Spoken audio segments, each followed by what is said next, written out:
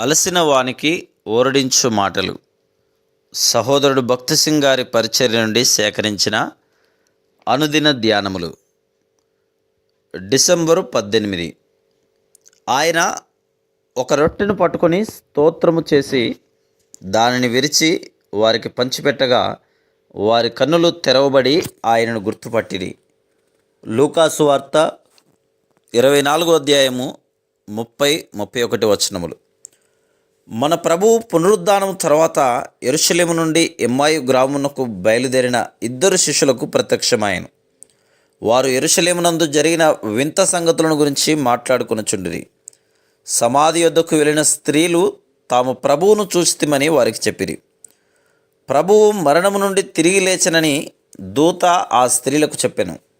వారు ఆ మార్గమున వెళ్ళుచుండగా యేసుక్రీస్తు ప్రభువు చాలా దూరము ఆ 2 శిష్యులతో నడుచుచు లేఖనముల ద్వారా విశదపరచుచు అధికారముతో మాట్లాడినను వారు ఆయనను గుర్తుపట్టలేకపోయిరి.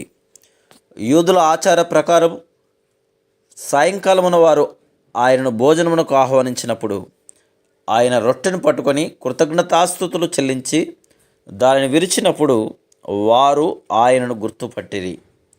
వారు చివరి భోజన సహవాసం నందు చెప్పిన మాటలను జ్ఞాపకమునకు తెచ్చుకొనిరి.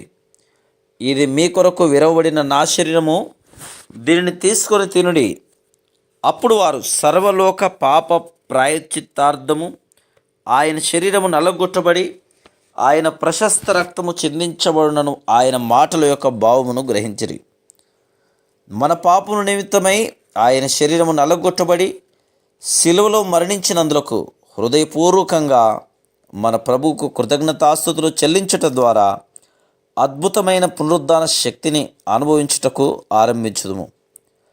అందువలనే ఆదివారము ఉదయకాలమున ప్రభువు బల్ల చుట్టూ కూడుకొని ఆరాధించుట ఎంతో ప్రశస్తమైనది. ఎక్కడైనను విశ్వాసులు ప్రతి ఆదివారము ప్రభు బల్ల చుట్టూ కూడుకొనుటకు నేర్చుకొనినవారు. ఆయన మరణమును జ్ఞాపకం చేసుకొని ఆయన చెప్పిన విధముగా తగినంత సమయము పరిశుద్ధమైన హృదయపూర్వకమైన ఆరాధన కలిగి తమ హృదయములను పరిశోధించుకొని తమను తాము సరిచేసుకొని ప్రభు బలలో పాల్గొనినప్పుడు ఆత్మీయమైన ఎదుగుదల మరియు అభివృద్ధి కలిగిందురు. దురదృష్టముగా విశ్వాసులకు ప్రభు బల్ల అలవాటుగా ఆచారముగా నైంది. వారు ప్రభు బలలో పాల్గొనక మునుపు పరిశుద్ధమైన ఆరాధన యొక్క విలువను తెలుసుకొనలేరు. అందువలనే చాలామంది జీవితములు గొడ్డుబారినవి, నిష్ఫలముగా ఉన్నవి. విశ్వాసులకు ప్రభు బల్ల చుట్టూ కూడుకొని ఆరాధించుట ఎంతో ప్రాముఖ్యమైనది.